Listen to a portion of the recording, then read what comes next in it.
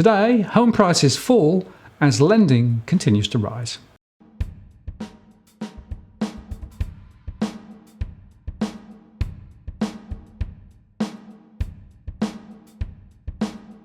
Hello again, it's Martin North from Digital Finance Analytics. Welcome to our latest post covering finance and property news with a distinctively Australian flavour. Today, I'm going to look at the latest data from APRA relating to the ADIs, or banks, and also the latest from CoreLogic on home prices. And it's interesting to see the pincer movement again in action, with home prices falling whilst lending continues to grow. And by the way, if you value the content we produce, please do consider supporting our efforts either via Patreon, here is a link, or make a one-off contribution via PayPal, and here is the link for that too. This will ensure that we are able to continue to make great content.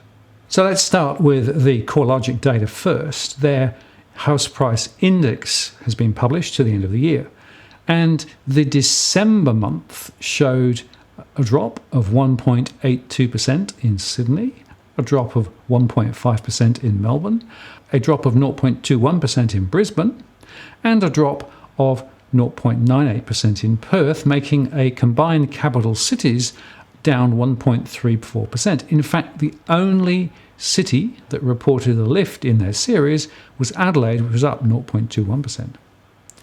If we then turn to the December quarter figures, Sydney has fallen on average 3.9%, Melbourne 3.2%, Brisbane 0.1%, Perth down 2.5%, and the five capital cities down 2.8%, and only Adelaide was up 0.5%. Then if we look at the falls through the year 2018, Sydney prices on average have dropped 8.9%, Melbourne 7%, Brisbane 0.2%, Perth down 4.7%, and the five capital cities down 6.1%. But Adelaide has gone up 1.3% over the year, and Hobart wins the prize at 8.70. And then if we look at the falls from the previous peak, this is really very telling. So Sydney has fallen 11.2%, Melbourne 7.3%, Brisbane 0.3%, Perth 15.6%, Darwin down 24.5%, and the five capital cities, the major ones, were down 7.20%. So we can certainly see that falls are there and potentially are accelerating.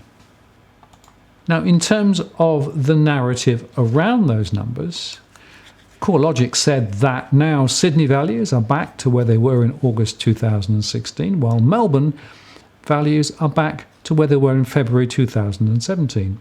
But Perth values have fallen back to levels last seen in March 2009, and Darwin levels are down to those back in October 2007. They also make the point that there has been more consistent falls at the top end of the market compared with the lower quartile. For example, Melbourne's top quartile housing market has led the way down, with values down 11.2% over the year, while the lower quartile of the market has remained in close to growth territory at around 0.5%.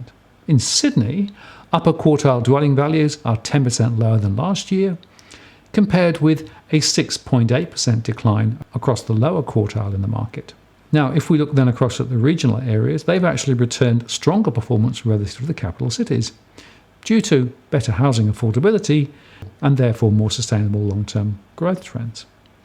The strongest regional performers are in Tasmania and Victoria, with sub-regions in these states comprising 7 of the top 10 best-performing regional markets. The weakest regional areas were a broad range of locations, from agricultural regions where drought conditions and low demand are weighing down the market, through to previously strong markets adjacent to Sydney, such as Newcastle, Lake Macquarie, the Illawarra, and the Southern Highlands and Shoalhaven. The point there, though, is that housing market weakness is actually quite broad-based and is not just confined to Sydney and Melbourne. And they go on to say that the strongest capital city sub-regions were confined to Hobart, Canberra, Brisbane and Adelaide, where housing prices are generally more affordable relative to household income. Although, by the way, housing affordability has rapidly deteriorated across Hobart. Outside of Hobart, where dwelling values were 8.7% higher over the year, even the best performing regions returned to a relatively mild annual growth rate. And 7 of the top 10 sub-regions returned an annual gain of less than 3%.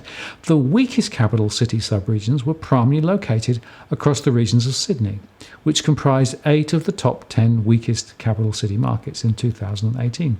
Despite Sydney's dominance of the weakest performance areas, Melbourne's inner east, which includes some of the city's most expensive properties, topped the list for the largest annual decline in dwelling values.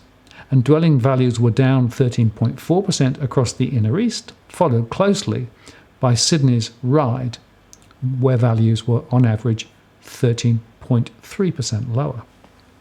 So standing back, our conclusion is that home prices are continuing to slide. That slide is becoming more entrenched and more widely based. And frankly, there is very little to suggest this trend will not continue into 2019. And so too the APRA data. So APRA belatedly published their ADI monthly banking statistics to November today, actually a couple of days later compared with the RBA statistics that came out on Monday, which we already talked about. See the link, the debt machine is alive and well. So according to APRA, the original mortgage loan portfolios of the banks rose by 0.344% or $5.69 billion over the month to a new record of $1.664 trillion. And within that, owner-occupied loans rises by 0.5% or $5.5 billion to $1.1 trillion, while loans for property investment rose 0.034% or $188 million to $557.6 billion. And 33.52% of all loans were for investment purposes. This continues to slide, and that's not surprising given the new market conditions.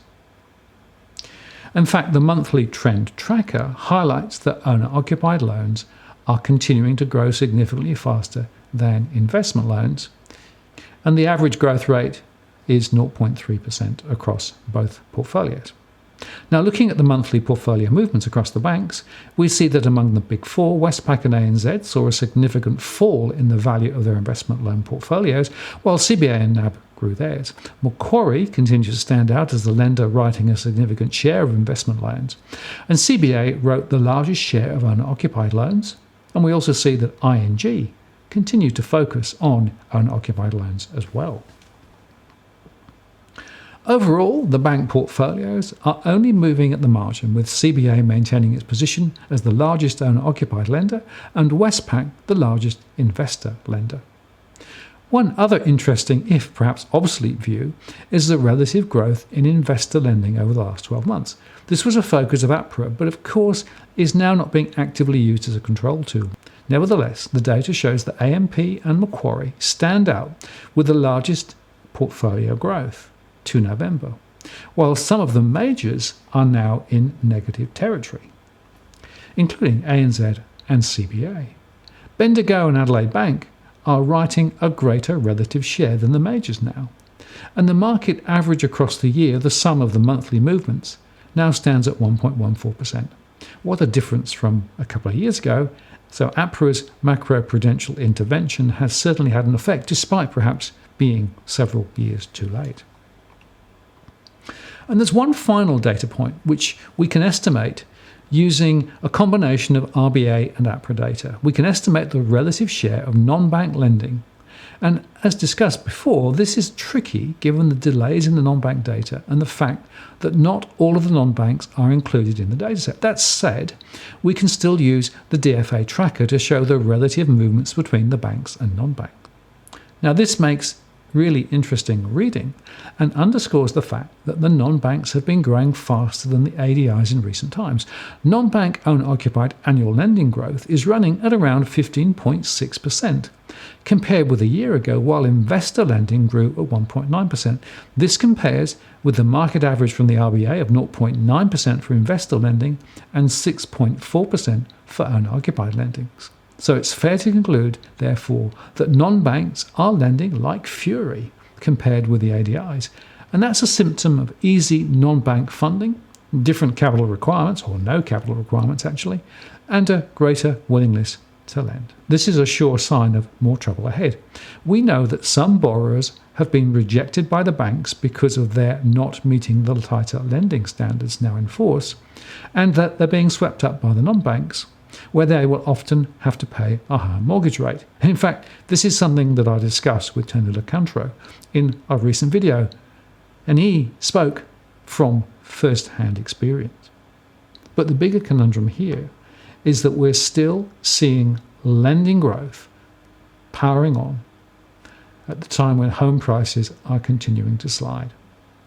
And that pincer movement is one which concerns me greatly, because one, it will put more pressure on households, and two, the wealth effect, which is now being severely diluted thanks to falling property values, will flow on to lower economic activity and lower household expenditure. Therefore, my view remains that over the next few months, we are likely to see the GDP number weakening and the economic activity in Australia also on the slide. And my final thought is this, that if you are a prospective purchaser thinking of buying a property now, whilst you may have seen some falls already and believe that property is now fair value or good value, remember it is more likely than not that home prices will continue to slide this year. And if you do have to use a mortgage and are making up the rest of the purchase price with a deposit, remember that a 10% price fall would prospectively eat up most of that deposit. So effectively, the leverage between the lender and the property owner is not equal. So the question you have to ask yourself is, are you prepared to see your equity disappear? Because at the moment, my read of the situation is that in coming months, we're going to see more and more households slipping into negative equity. And that is a very uncomfortable experience. If you like what you've seen here today, please share the post, like the post, add a comment or question. I read them all. And if you haven't subscribed yet, please do so to receive alerts on future posts. I'm Martin North from Digital Finance Analytics. Many thanks for watching, and I'll see you next time.